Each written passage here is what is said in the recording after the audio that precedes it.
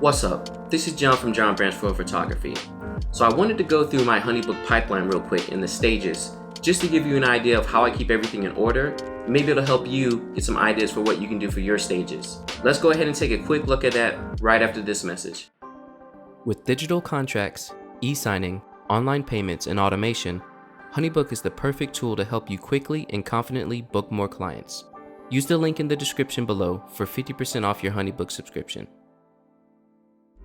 So your pipeline and the customizable stages is probably the most important part of HoneyBook.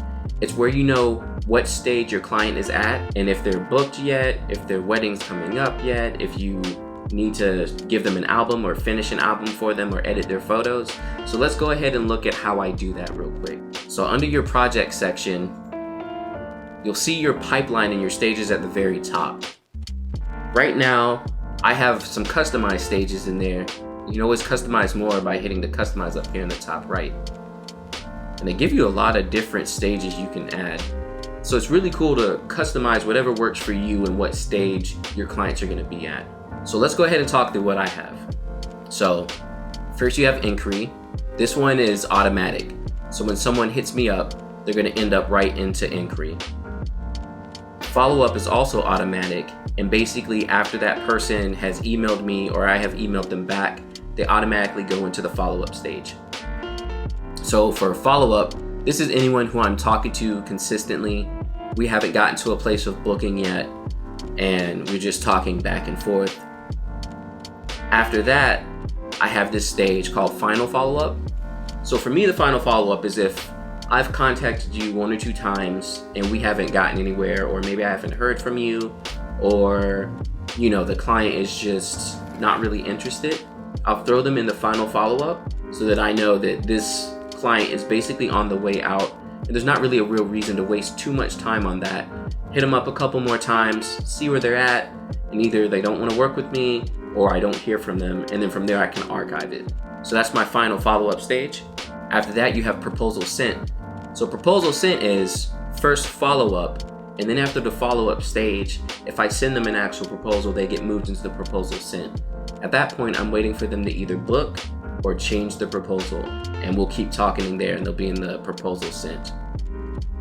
Obviously, proposal signed is another automatic section, so that happens once they sign. At that point, they're booked with me and they're my client. And then at this point, I start changing my stages a little bit depending on what is happening with that client. As you know, again, I mainly shoot weddings, so I'm dealing with weddings and engagements most of the time. So what we have here is proposal signed, and then at that point I would move them after they paid, so proposal paid or retainer paid. And then if they have an engagement shoot, I'll move them into engagement. So I leave them in there until I actually do the engagement shoot, just so I know where they are and who still needs an engagement shoot. This is the best way I've found to keep up with how many couples need engagement shoots or are actually booked for engagement shoots. After I finish their engagement shoot, I move them into planning. Planning is my main stage for any of the couples who have weddings coming up. So they'll stay there for the whole year usually, because most of my couples will book a year in advance. So they'll stay there for a whole year.